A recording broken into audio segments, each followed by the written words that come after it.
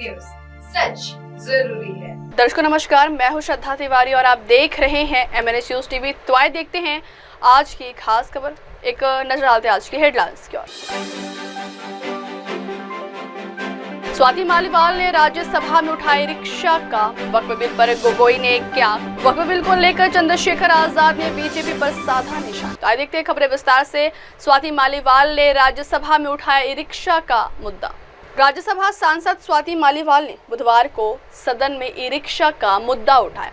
उन्होंने कहा कि ऑटो और टैक्सी को लेकर सख्त नियम है, लेकिन ई रिक्शा को लेकर नहीं। उन्होंने कहा कि ई रिक्शा चालक ओवरलोडिंग करते हैं और रेड लाइट जंप करते हैं, वे बिना किसी जवाबदेही के चले जा रहे हैं। स्वाति मालीवाल ने कहा कि पहले रिक्शा किफायती और इको फ्रेंडली परिवहन का माध्यम माना जाता था, लेकिन आज ये बिना निगरानी के चलते हैं। ये दिल्ली और देश की सड़कों पर अराजकता फैलाते नजर आते हैं। जहां ऑटो और टैक्सी को लेकर सख्त नियम है, वहीं ई रिक्शा धड़ल्ले से बिना किसी जवाबदेही के चले जा रहे हैं।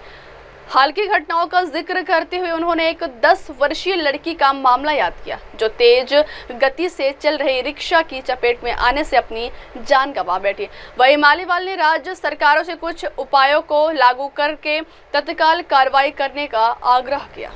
सर, पहले ई रिक्शा एक किफायती और इको फ्रेंडली परिवहन का माध्यम माना जाता था, लेकिन आज बिना निगरानी के चलते ये ज्यादातर दिल्ली और देश की सड़कों पर अराजकता फैलाते हुए नजर आते हैं। सर, जहां ऑटोज और टैक्सीज के लेकर बहुत सख्त नियम है, वहीं ई रिक्शा धड़ल्ले से बिना किसी नियंत्रण के, बिना किसी जवाबदेही के चले जा रहे हैं। सर, दिल्ली के किसी भी मेट्रो स्टेशन के बाहर देख लीजिए, दिल्ली के किसी भी मार्केट के बाहर देख लीजिए, सैकड़ों की संख्या में ई रिक्शा सड़कों के ऊपर खड़े होकर जाम लगाते हुए दिखेंगे। सर, हम ये नहीं कह रहे कि सारे के सारे ई रिक्शा चालक गलत हैं, पर सच ये है कि बहुत ओवरलोडिंग होती है। एक एक ई रिक्शा में जहां 3 से 4 लोग बैठ सकते हैं, वहां 8 से 10 लोग बिठा दिए जाते हैं। सर, ये ई रिक्शा के स्ट्रक्चर्स ऐसे होते हैं कि अगर हल्का सा बैलेंस बिगड़ा नहीं, पूरी की पूरी गाड़ी पलट जाती है।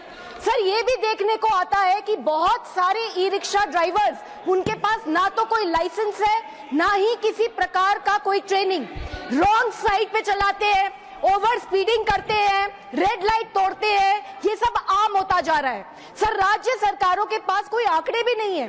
दिल्ली में ही बताया जाता है कि 2.5 लाख से ज्यादा ई रिक्शा सड़कों पे चल रहे हैं, पर कितनों के पास रजिस्ट्रेशन है, कितनों के पास लाइसेंस है, सर किसी को नहीं पता।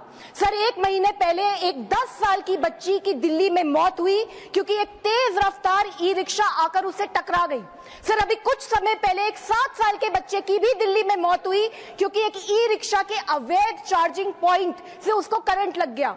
सर, इस तरीके के इंसिडेंट्स बढ़ते चले जा रहे हैं। राज्य सरकारों को चाहिए कि सबसे पहले ई रिक्शा की संख्या को सीमित करें। ई रिक्शा के वाहन और चालक दोनों का लाइसेंसिंग होना चाहिए, रूट निर्धारित होने चाहिए, स्टैंड निर्धारित होने चाहिए। जितने अवैध चार्जिंग पॉइंट्स चल रहे हैं ई रिक्शा के, सबको बैन करना चाहिए, बंद करना चाहिए। और सबसे जरूरी बात, अगर कोई नियम तोड़े तो उसके ऊपर सख्त से सख्त कार्यवाही होनी चाहिए। सर, केंद्र सरकार को चाहिए कि राज्य सरकारों की इस इशू पे जवाबदेही तय हो। सर, हमें सुविधा चाहिए लेकिन सिस्टम के साथ, हमें रफ्तार भी चाहिए लेकिन जिम्मेदारी के साथ, और सबसे बड़ी बात सर, हमें प्रगति चाहिए लेकिन किसी की जिंदगी की कीमत पे नहीं। जय हिंद। धन्यवाद। अगली खबर, वक्फ बिल पर गोगोई ने क्या कहा। लोकसभा में बुधवार को वक्फ बिल को लेकर चर्चा चल रही है। इसी बीच कांग्रेस सांसद गौरव गोगोई ने वक्फ बिल का जमकर विरोध किया और बीजेपी सरकार पर निशाना साधा। गौरव गोगोई ने कहा, इस बिल का मकसद संविधान को कमजोर करना, माइनॉरिटी के बीच में भ्रम फैलाना, भारतीय समाज को बांटने, माइनॉरिटी को अलग करना। गौरव गोगोई ने बीजेपी पर निशाना साधते हुए कहा, ये तो ईद पर नमाज नहीं पढ़ने दे रहे हैं, यह अपने अल्पसंख्यकों के प्रति अपनी संवेदना जताते हैं। मैं पूछना चाहता हूं कि आपके लोकसभा में कितने MP अल्पसंख्यक हैं। लोकसभा में गौरव गोगोई ने आगे कहा कि वक्फ संशोधन विधेयक भारत के संविधान के खिलाफ है। गौरव गोगोई ने कहा, संशोधन तो चाहिए लेकिन ऐसा हो जिससे बिल ताकतवर हो, लेकिन उन्होंने ऐसे संशोधन लाए हैं जिससे और भी मसले होंगे। किस कौम को आप भ्रमित करना चाहते हैं? बार बार उस कौम को जिसने भारत की स्वतंत्रता की लड़ाई लड़ी है, उस कौम को जिसने 1857 में उन्होंने मंगल पांडे के साथ उन्होंने अपनी शहादत दी, अब उस कौम पर आप दाग लगाना चाहते हैं जिसमें लगभग 2 लाख उलेमा शहीद हुए, आप उस कौम पर दाग लगाना चाहते हैं जिन्होंने भारत छोड़ो आंदोलन में हमारा साथ दिया, आप उस कौम पर आप दाग लगाना चाहते हैं जिन्होंने 6 अप्रैल 1930 में दांडी मार्च का सपोर्ट किया, आप उस कौम पर आप दाग लगाना चाहते हैं जिन्होंने 1926 में ब्रिटिश के डिवाइड एंड रूल को खंडन किया, आप उस कौम पर आप दाग लगाना चाहते हैं जिन्होंने मौलाना हुसैन अहमद मदानी ने 1924 में कंप्लीट इंडिपेंडेंस की मांग की।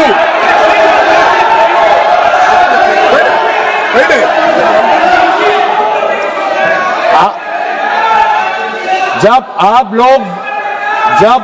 लोग भारत छोड़ो आंदोलन का समर्थन नहीं कर रहे थे, उस कौम ने भारत छोड़ो आंदोलन का समर्थन किया। जब आप लोग अंग्रेजों को मर्सी पिटीशन लिख रहे थे, वो माल्टा में 3 साल और इजिप्ट में उन्होंने शहादत दी।